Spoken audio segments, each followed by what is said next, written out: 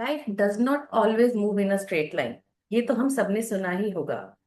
But then there are moments when we women pause certain dream for family, for motherhood, responsibilities के चलते हुए, and then one day we suddenly discover ourselves in an entirely new way. Hello and welcome to Talking with Expert, a space where we bring real, meaningful, and human conversations with experts from different walks of life.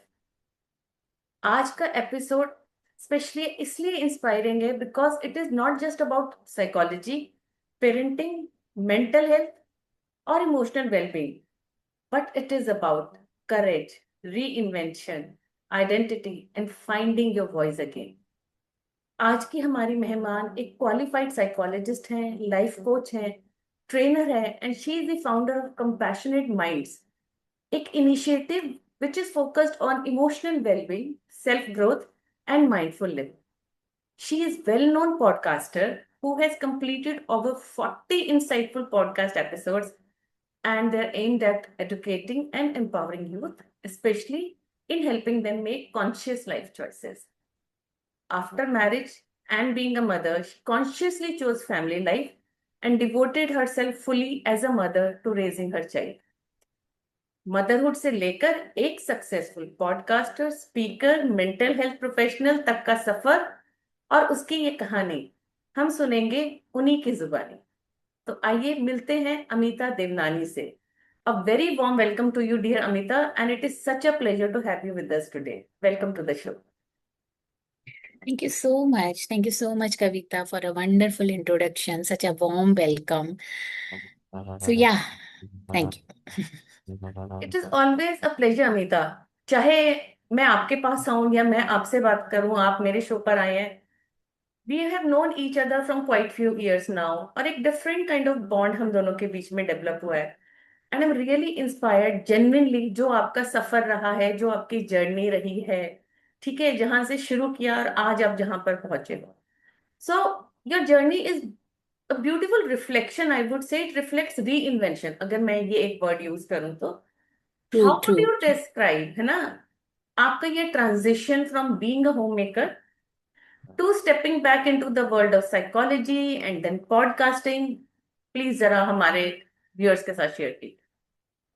Thank you so much, Kavita, for inviting me here. And yeah, you truly said कि reinventing myself. तो ये जो wheel है ना, समय का ऐसे चक्कर घूमता है, तो आप एक पॉइंट पे कहीं पर होते हो and you wanted to be somewhere, but कुछ हालात ऐसे होते हैं समटाइम्स आप नहीं टाइमली जो शुरू करना चाहते हो नहीं कर पाते हो। तो मेरा मास्टर्स जो है मैंने अराउंड 1997 में अपना किया था। It was in psychology only, and psychology से अलग सा कनेक्शन उसी समय ही बन गया था and wanted to do many things at that time only. मुझे लगता था कि मुझे कुछ करना है। कानपुर जैसे शहर में थी, बहुत ज्यादा कुछ दिख नहीं रहा था आगे, अपॉर्चुनिटीज नहीं समझ में आ रही थी।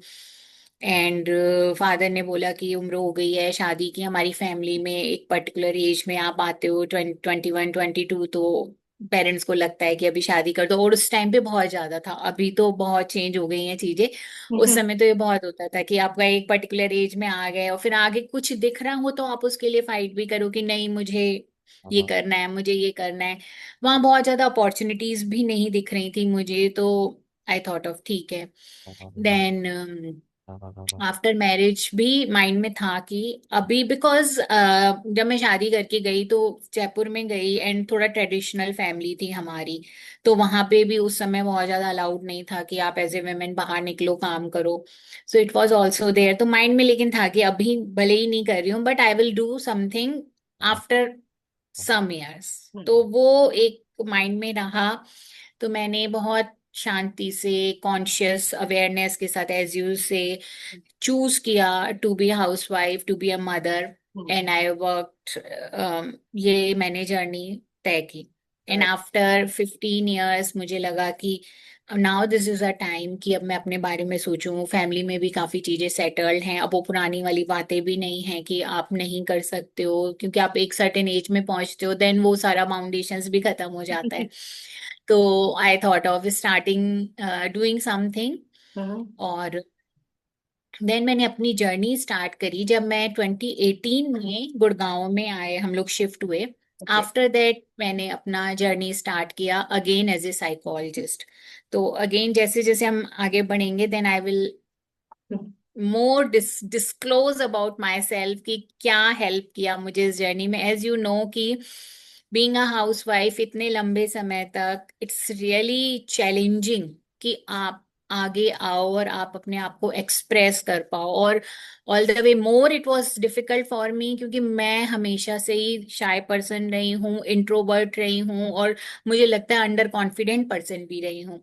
तो मेरे जैसे इंसान के लिए तो और ज्यादा चैलेंजिंग था। तो मैंने इस सफर को तय किया एंड एज यू सेड कि yes, psycho I am a psychologist, I am a life coach, I am a podcaster. तो ये एक जर्नी रही है जिसमें मैंने बहुत कुछ अपने आप को इन्वेंट किया है, री इन्वेंट किया है, बहुत सारे बिलीफ सिस्टम्स को मैंने चैलेंज किया है, और उनको चैलेंज करते हुए I have reached wherever right now I am. Right, right, Amita. And I can so relate with you because I am also a woman, right? I am also a mother. And कहीं ना कहीं मेरे career में भी वो break आया था, और उसके बाद खुद को ढूंढना। और साइकोलॉजी जैसे सब्जेक्ट को अगर आपने कभी पीछे छोड़ दिया, मतलब था साथ में बट इतना वो नहीं था, तो उसको दोबारा पिक करना after a gap, of course I can understand दस चैलेंजेस, है ना। और जैसे आप हम्म। बोल रहे थे कि इतने साल एक मैरिड लाइफ को देना और एज अ होम मेकर रहना, और ट्रेडिशनल फैमिली में रहते हुए उसके बाद खुद के बारे में सोचना कि अच्छा, अब शायद वो टाइम आ गया है जब मैं कुछ कर सकती हूँ और अपने लिए कर सकती हूँ जो मैं करना चाहती हूँ। तो क्या होता है ना, हमारी जैसी बहुत सारी औरतें थी और हैं, अभी भी हैं। वो क्या होता है ना, समवेयर उनका जो टच है ना खुद की आइडेंटिटी के साथ, वो कहीं छूट जाता है। हम्म। मैरिज, मदरहुड, बाकी रिस्पॉन्सिबिलिटीज को वो बैलेंस करते हुए हम लोग शायद खुद को ही कहीं पीछे छोड़ देते हैं, अपनी जो पहचान है एज एन इंडिविजुअल। एंड जब हमें राइट। लगता है कि नहीं, now I want to do something, तो वो एक थोड़ा स्ट्रगल रहता है उस आइडेंटिटी को वापस से उठाकर पॉलिश करके और दोबारा से खड़े होने में। तो जरूर आपने भी ये महसूस एक्सपीरियंस किया होगा अपनी बिल्कुल। पर्सनल लाइफ में। तो थोड़ा सा इस हम्म। फेज के बारे में बताइए, मतलब कि how was that sure. Struggle and all of it. Right, as I told you कि आफ्टर 15 years मैंने डिसाइड किया कि मुझे करना है, and I was in Jaipur at that time around 2014 I will say. कि मेरे को लगा कि now this is the right time, I should start doing something of my own. And since psychology has always been my passion, mind में रहता ही था, तो I thought of कि मेरे को इसी फील्ड में करना है। वहां पर भी मैंने दोबारा से खुद के लिए वर्क करना शुरू किया। एक मैम थी, उनके साथ मैंने इंटर्नशिप स्टार्ट की, एक आध कोर्स में एनरोल किया, इग्नू के एक कोर्स में एनरोल किया मैंने उस समय, काउंसलिंग साइकोलॉजी का कोर्स था।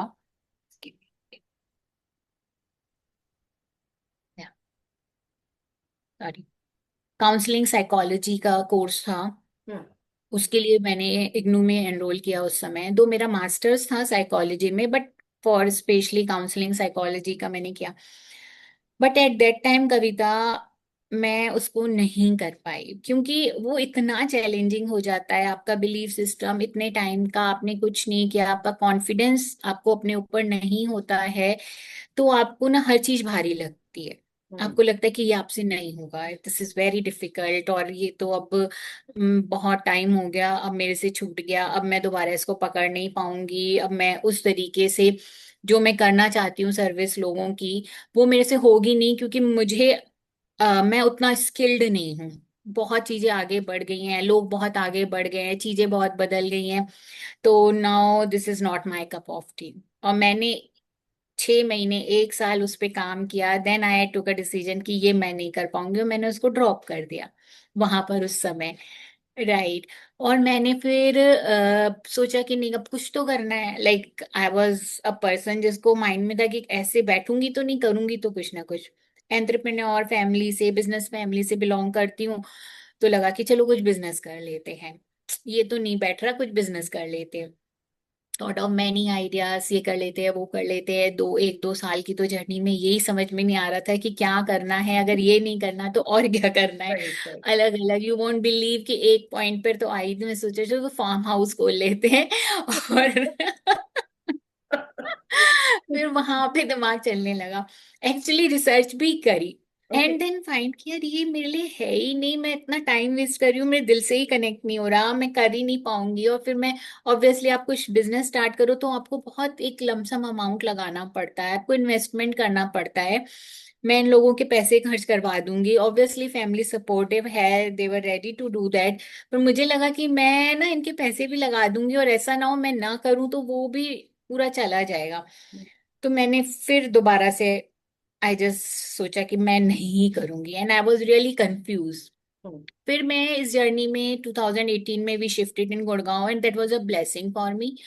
गुड़गांव में एक वैसे दिल्ली में एक है landmark education, if you right have heard about, it's a self development course, right. Right? So I just started doing it's course और वहां पे मुझे बहुत हेल्प मिली अपने बिलीफ सिस्टम को चैलेंज करने में, खुद को रीडिस्कवर करने में।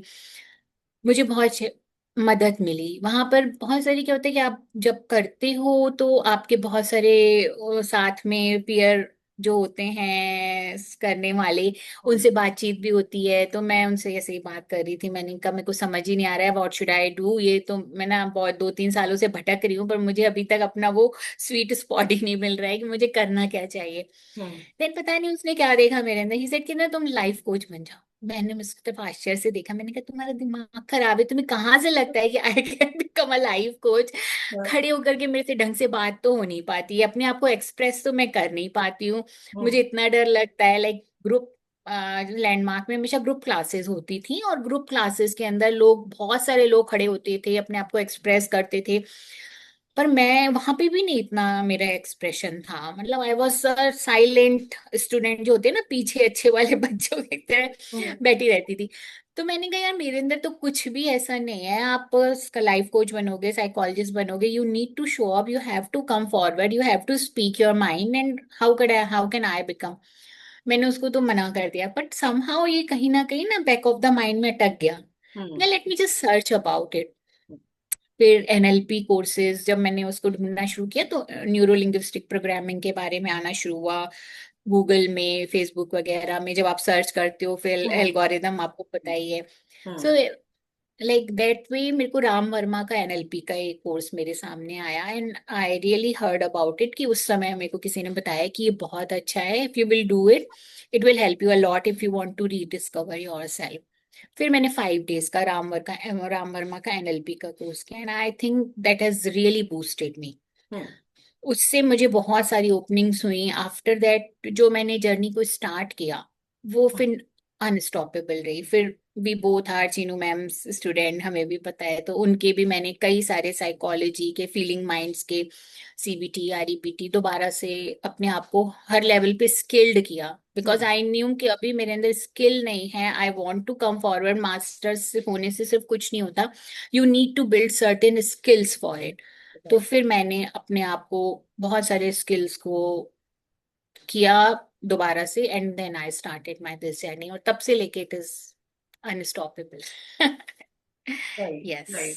सो यस, किसी भी फील्ड में, राइट, अपने आप को पॉलिश करना, शार्पनिंग द सॉ जैसे बोलते हैं, वो कॉन्टिन्यूस उसको मतलब धार देते रहना, एंड अपस्किल करना, जो वर्ड आप यूज कर रहे हो, बहुत बहुत जरूरी है। ठीक है, बट इतने टाइम के बाद एक प्रोफेशनल स्पेस में एंटर करना, which you have been sharing, still feels like intimidating ना।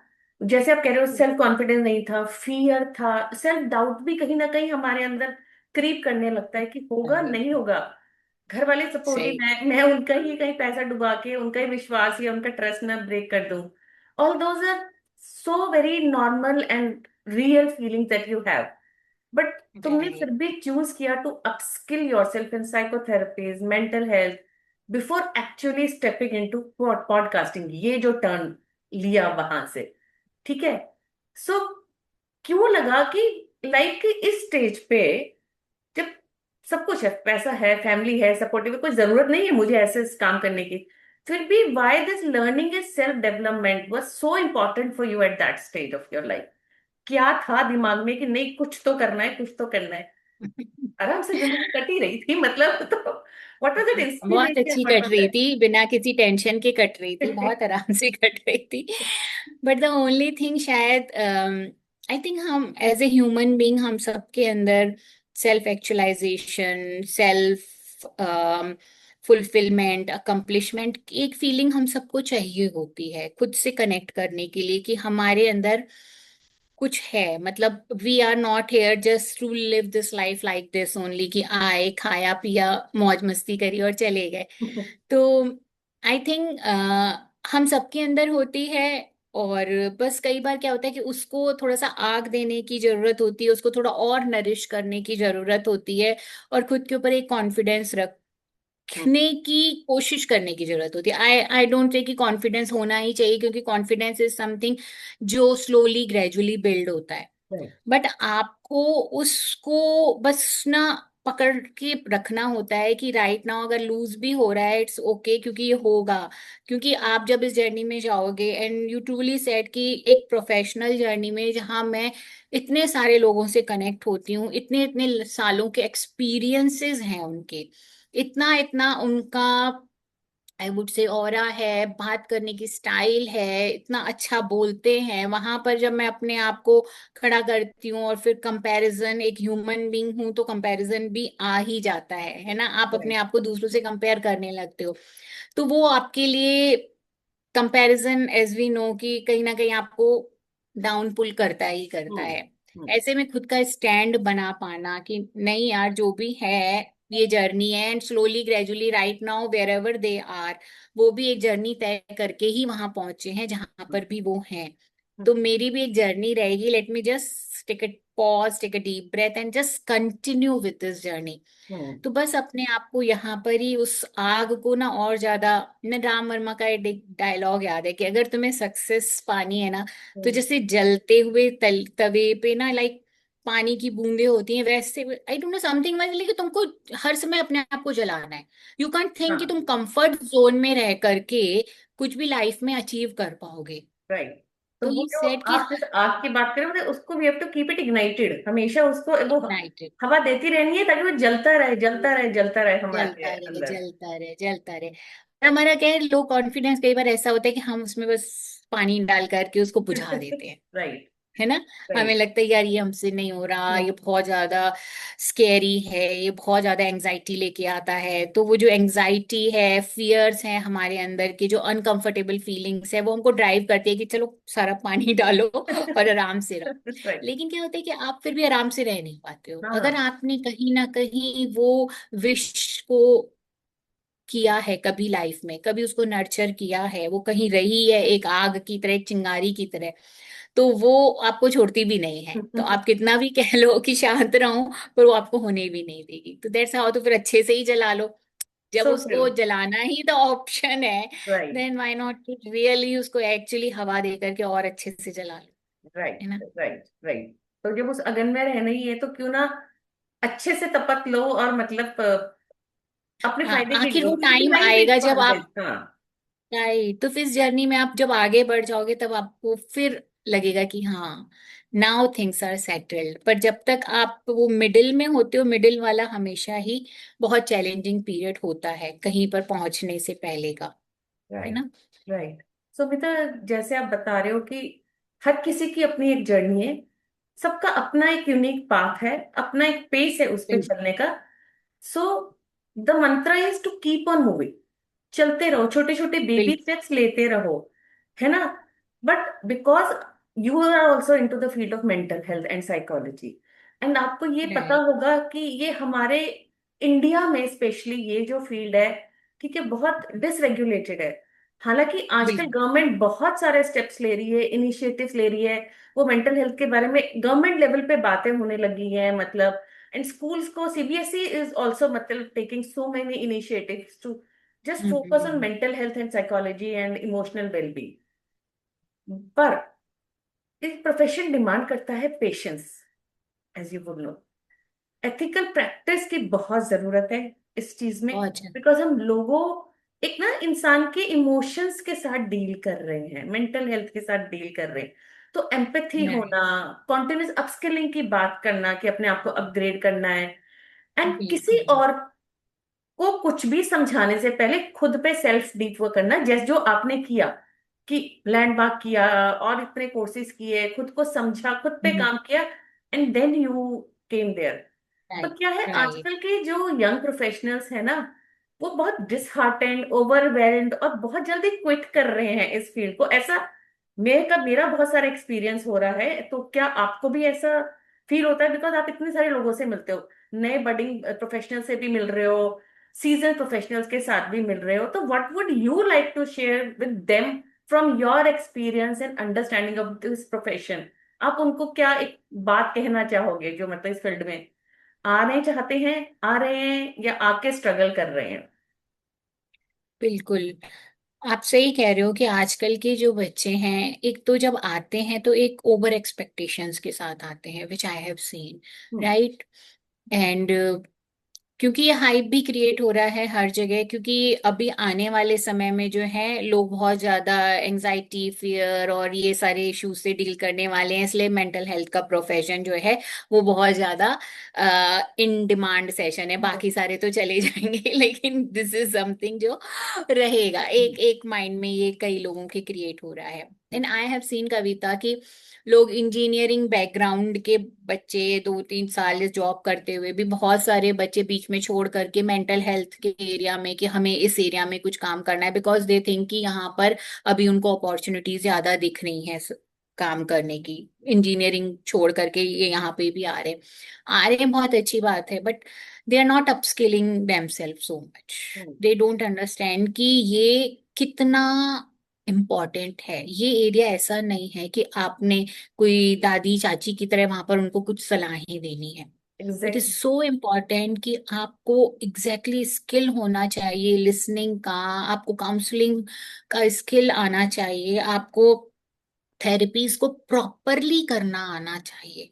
इट इज एक समझने का लेवल अलग है, पर जो इंसान अपने ऊपर काम करता है वो अंदर से उसको कर पाता है। हम्म। जो एक्चुअली जो क्या है, हमारा फील्ड ऐसा है, who you are that will be reflected to your client. अगर आपने खुद के ऊपर ही काम नहीं किया हुआ है, आप अपने क्लाइंट को कैसे जहाँ पे वो है वहां से लेके आ पाओगे आगे? तो सबसे पहले अपने ऊपर काम करना। और जब हम इस प्रोसेस में सीरियस होकर के, लाइफ कोचिंग के प्रोसेस है या बीइंग साइकोलॉजी की प्रोसेस है, हम सबसे पहले अपने ऊपर काम करते हैं, तब हम तैयार होते हैं इस प्रोफेशन को प्रैक्टिस करने के लिए। हम्म। और उसमें जैसे तुमने बोला, patience is so important, so important. Like अगर आपके अंदर पेशेंस नहीं है, आप क्विक रिजल्ट्स की डिमांड कर रहे हो हम्म। कि अगर मैंने सेशन लिया है तो फायदा हो जाना चाहिए, मेरी अगर मैंने काम शुरू किया है तो मेरे पास क्लाइंट आने शुरू होने चाहिए। हमें पता है कि इस लेवल पे हम अभी भी कई बार शायद क्लाइंट के लिए स्ट्रगल कर रहे होते हैं, तो आप शुरू कर रहे हो और आपको ऐसा लग रहा है कि हमारे को क्लाइंट अभी से ही मिल जाना चाहिए। It's not that easy. एक बहुत लंबा समय एक क्रेडिबिलिटी बनाने में जाता है आपका। जब वो लेवल आता है जहां पर आप ऐसे अपस्किल्ड होते हो कि लोग आपके पास आएंगे and they really get the relief, तो हम्म। आपके पास वो अपने आप फ्लो बनना शुरू होगा। हम्म। हम्म। है ना? तो उसके लिए आपको बहुत पेशेंस रखना पड़ेगा, खुद के ऊपर काम करना पड़ेगा, अलग अलग लेवल पे अपने आप के को अलग अलग लोगों से कनेक्ट करते हुए। एक सिर्फ एक चीज भी काम नहीं करती है, जैसे हम लोगों ने भी किया है, तो हमने शायद वो एक का थेरेपी ही सीख करके हम नहीं रुके हैं। हम्म। हमने बहुत अलग अलग तरीकों से, डिफरेंट डिफरेंट तरीकों से अपने आप को अपस्किलिंग किया है। हम शायद हीलिंग को भी हमने अपनाया है, हमने हिप्नोसिस पे भी काम किया है, सो दैट हम एक ना प्रॉपर, जब कोई आ रहा है हमारे पास, we are equipped to help them. Hmm. Because it is not easy. अगर कोई भी इंसान आपके पास आके बैठा हुआ है और अपनी मेंटल प्रॉब्लम्स आपके साथ, इमोशनल प्रॉब्लम्स शेयर कर रहा है, आप उसको हाथ दे करके बाहर निकाल पाओ, इट इज नॉट इजी। कहने को तो आप एज ए फ्रेंड की तरह बात कर सकते हो, बट वो उसको रिलीफ देगा नहीं जब तक उसको एक्चुअली आप दिल से कनेक्ट वो चीज ना करवा पाओ, उसके बिलीफ सिस्टम को चैलेंज ना करवा पाओ। और बिलीफ सिस्टम चैलेंज तब होंगे जब आपके अपने चैलेंज हुए होंगे, हम्म। जब आपको ये पता चलेगा कि मैं, मेरे क्या ब्लाइंड स्पॉट्स हैं, मैंने क्या उनके ऊपर काम किया है, तब आप सामने वाले को हेल्प कर पाओगे। Hmm. So it's so important to who you are, work on yourself first. Right, right, so true, so true. And एक ये बेसिक डिस्टिंक्शन है ना, ये बहुत जरूरी है लोगों को समझना, जो इस फील्ड में एज अ प्रोफेशनल काम करना चाहते हैं, कि अगर आप सामने वाले को बहुत अच्छे से सुन रहे हो, वो आपका स्ट्रेंथ है, बहुत बड़ा काउंसलिंग स्ट्रेंथ है, मैं मानती हूँ। अगर लोग आपके पास, आपके दोस्त, आपकी फैमिली, आपके कजन्स आके if they are confiding in you, it's your biggest strength. पर ये क्या है, उनको थोड़ी देर के लिए फील बेटर तो करा देगा, वो आके शेयर करके चले जाएंगे, बट वापस जब अपनी नॉर्मल लाइफ में जाएंगे आफ्टर सम टाइम, वो फिर से स्टक हो जाएंगे, उनको नहीं मालूम कि अच्छा, उस रिलीफ टेम्पररी रिलीफ होगा वो, उसके बाद अब क्या करना है। तो ठीक है। आप, राइट। है ना, एज अ प्रोफेशनल आप सिर्फ उनको टेम्पररी रिलीफ देने के लिए नहीं बैठे हो, आपको एक्चुअली उनके हम्म। डीप कोर बिलीफ पे काम करना है। अगर ट्रॉमा है तो ट्रॉमा पे काम करना है, वो चीज राइट। कैसे करनी है, वो कौन सी साइकोथेरेपीज हैं, कब किस साइकोथेरेपी को लाना है, अगर वहां से किसी और को अगर लेके आना साइकोथेरेपी को, तो वो ओवरलैपिंग कैसे आप करोगे। ठीक है, ये सब राइट। आप सीखते हो जब आप साइकोलॉजी को पढ़ते हो, जब आपके साथ पास एक मेंटर होता है, वो आपको समझाता है कि क्या करना है। तो it's a very scientific process, ये राइट। समझना बहुत जरूरी है। It's not like you rightly mention की चाची, बुआ, दादी, पड़ोस वाली भाभी से बात कर लिया, थोड़े टाइम के लिए अच्छा लगा, गुड, बट फिर राइट। आपको समाधान मिला नहीं, आप थोड़े टाइम बाद फिर उसी चक्रव्यूह में ना गोल गोल घूम रहे होगे, ओवर थिंकिंग हो रहा होगा, स्ट्रेस एंजाइटी हो रहा होगा। So anybody who wants to come into this field, अगर ये आपका कॉलिंग है, प्लीज आओ, पर ये समझो, एक एथिकल वैल्यू बेस्ड वर्किंग करना बहुत जरूरी है। तो प्लीज अपने आप को उस लेवल तक का एक किसी अच्छे मेंटोर के साथ, एक राइट कोर्स के साथ आप तैयारी करें, आप सीखें, और फिर इस फील्ड में उतरें। अदरवाइज तो ये राइट। और ट्रिपिंग है। पेशेंस रखें, बिल्कुल। है ना। और मुझे ऐसा लगता है ओवर एक्सपेक्टेशंस इनिशियली नहीं रखनी चाहिए, जो बच्चे बहुत ज्यादा करते हैं कि अभी मैं आया हूँ और अभी ही मुझे सब कुछ मिलना शुरू हो जाना चाहिए। It takes time, it really takes time. Yes, yes. तो it's a journey, one step, second step, third step, अब धीरे धीरे चढ़ोगे, चढ़ोगे जरूर, पर पेशेंस रखो और सही तरीके से वो सीढ़ियों पे चढ़ो। ठीक है, अगर आपने राइट। कूदने राइट। की कोशिश करी, तो फिर नीचे फिसलने में भी देर नहीं लगेगी, मतलब। सो दैट इज और अ मैं वेरी कहना इंपॉर्टेंट। चाहती हूँ कि मैं ये भी कहूंगी कविता, अगर किसी को बहुत ज्यादा फाइनेंसिस को लेकर के है कि मैं बहुत ज्यादा अर्न करने वाला हूँ इस फील्ड से, पहले उस बात को थोड़ा सा माइंड से निकाल दें। मे बी आफ्टर लाइक कई सालों के बाद आप उस लेवल पे पहुंचो जहां पर आपकी अर्निंग स्टार्ट इस लेवल की हो, बट अदरवाइज हाँ ठीक ठाक हो जाता है। पर अगर आप बहुत ज्यादा फाइनेंशियल गेन करना चाहते हो, तो फिर आप प्लीज इस प्रोफेशन, क्योंकि यहाँ पर more about human, it is more about your connection with people. और आप थोड़ा सा जब आप ये माइंड में रख के चलते हो कि हम यहाँ पर सर्विस के लिए ज्यादा हैं, और उस एटीट्यूड के साथ काम करते हो, slowly gradually may be after like many years आप वो स्टेज पे पहुंचोगे जहां आपकी बहुत अच्छी वाली अर्निंग आप सोच सकते हो। But initially don't expect. Right, right, look, that's a very honest fact that you put on the board. और ये बहुत राइट। जरूरी है इसको कहना और बच्चों को समझाना, कि प्लीज पेशेंस राइट। रखो, ओवर एक्सपेक्टेशंस के साथ मत एंटर करो। इस फील्ड में पहले आप अपनी क्रेडिबिलिटी बिल्ड करोगे, और वो ऑनेस्टी के बिल्कुल। साथ ही करोगे। एक गलत काम हम्म। आपने किया एंड वो भी सर्कुलेट होता है कि नहीं जाना फिर इनके पास में, बिकॉज लोग पूरा राइट। विश्वास करके आपके पास आते हैं उस शांति के लिए, वो उस सोल्यूशन को खोज रहे होते हैं, that light at the end of the tunnel उनको अगर आप दिखा नहीं पा रहे हो, तो फिर this is not the profession for you, और ऑनेस्टली। बहुत सारे लोग ना बहुत क्विक रिजल्ट्स के चक्कर में आई हैव सीन की हार्म कर देते हैं, और वो इस प्रोफेशन को भी कर रहे हैं। राइट। लाइक कोई क्रेडिबल प्रोफेशनल है, उसका भी क्रेडिबिलिटी लूज होता है। कोई अगर इनक्रेडिबल प्रोफेशनल जो है, अगर किसी को क्विक रिजल्ट्स के लिए चीट कर देते हैं, और आजकल कई बार हमने देखा है कोई हीलिंग में जाने वाले या इस तरीके की कोई मोडेलिटी में जाते हैं, फिर लाख लाख रुपए का पैकेज हमारा है और हम आपका ये कर देंगे, हम आपका पूरा लाइफ में यहाँ पहुंचा देंगे वहां पहुंचा देंगे। It's not that easy, we all know कि it's a journey and it takes time. पर जब आप लोगों को इस तरीके के प्रॉमिस करके आप लोगों को इन कराते हो, तो फिर उनका पूरे प्रोफेशन से ही लूज होने लग जाता है राइट, उनका। पूरे फील्ड पे से विश्वास हट जाता।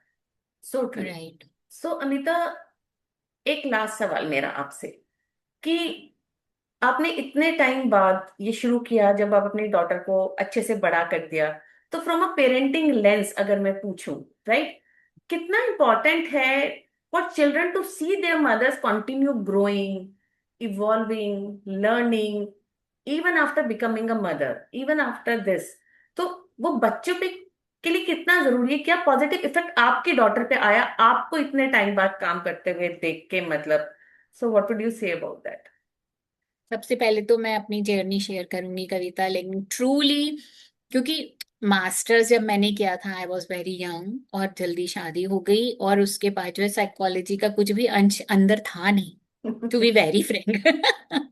आई use to think I am a psychologist, पर एज सच मुझे बहुत सारी चीजें नहीं पता थी। I did blunders in my parenting, real blunders I did. मतलब जो चीजें नहीं करनी चाहिए वो सब करा मैंने। अपनी डॉटर को मैंने मारा भी, अपनी डॉटर के साथ मैंने कंट्रोल करने की भी कोशिश की। लाइक उसका क्या था, उसका कुछ हेल्थ का इशू था, शी इज टाइप 1 डायबिटिक, तो उसको थोड़ा सा खाने के लिए हमको रिस्ट्रिक्टेड करना पड़ता था। But as now I can understand कि आपको किस तरीके की बातचीत करनी है, आपको क्या स्पेस प्रोवाइड करनी है बच्चों को, वो उस समय नहीं पता था। 17 years 18 years I did whatever I did, and उसका रिजल्ट ये था कि she was totally disconnected with me. It is just when I started this profession, like उसके बाद जो मैं slowly slowly चीजों को समझा कि what's going on, where मैं कहाँ कहाँ पे गलत हो रही हूँ, मैं क्या कर रही हूँ इस स्पेस में, then I worked on my self. It is really changed our space, हमारा कनेक्शन बॉन्डिंग अब बहुत ही सुधर चुका है पहले से। But I have really harmed her personality, I would say. अभी भी वो जो बचपन, एज वी नो कि बचपन कितना इंपॉर्टेंट होता है, बचपन में अगर कने नहीं है, आपने बच्चों को वो स्पेस प्रोवाइड नहीं किया है, तो बच्चों की पर्सनैलिटी के कई बार जो है बहुत हार्म हो सकते हैं ना।